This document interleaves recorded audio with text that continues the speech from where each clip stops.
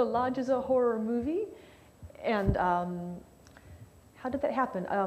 I had actually written a different script called Scared to Death, and a couple of independent producers read it, and they said, we love this movie called the script called Scared to Death. Can you please write something for us like that, but cheaper for us to shoot, and set in one place?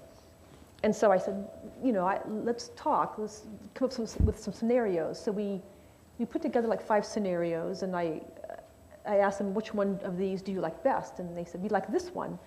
And basically what they had to work with was a lodge that was in Colorado. They had that building to themselves because it was a building that was in their family.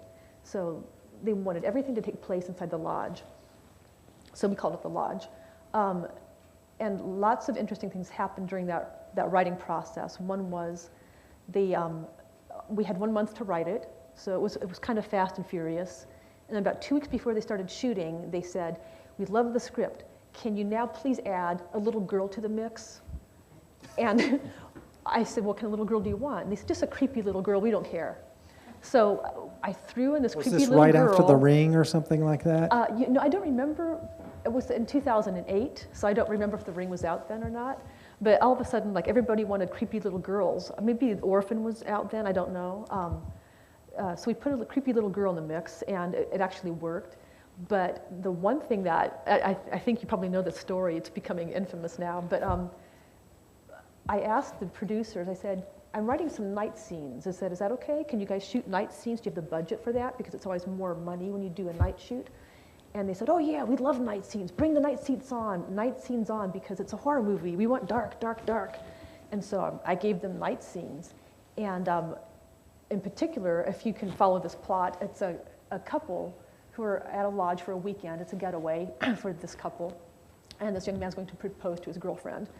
But while there, some strange things start happening. They notice that their cell phones are missing, and just things are missing around the house, and it's a little odd. When they start putting these clues together, they discover that the man who is in charge of the lodge is not really the innkeeper. He is actually a serial killer, and the innkeeper is dead.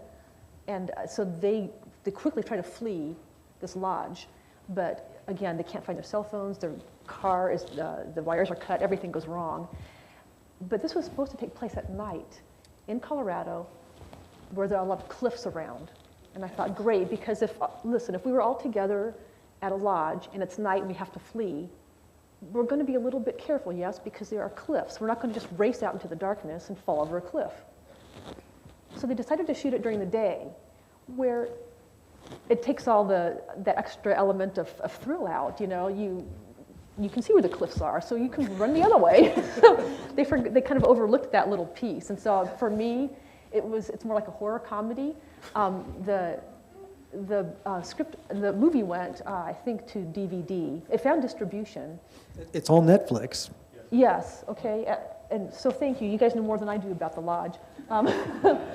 So yeah, but I did hear that it found some distribution, and so they're happy with it. But I remember asking them about it, saying, why didn't you come to me? Because we could have rewritten this so that it makes sense why they're running in the daytime, and we could have worked that little cliff thing out.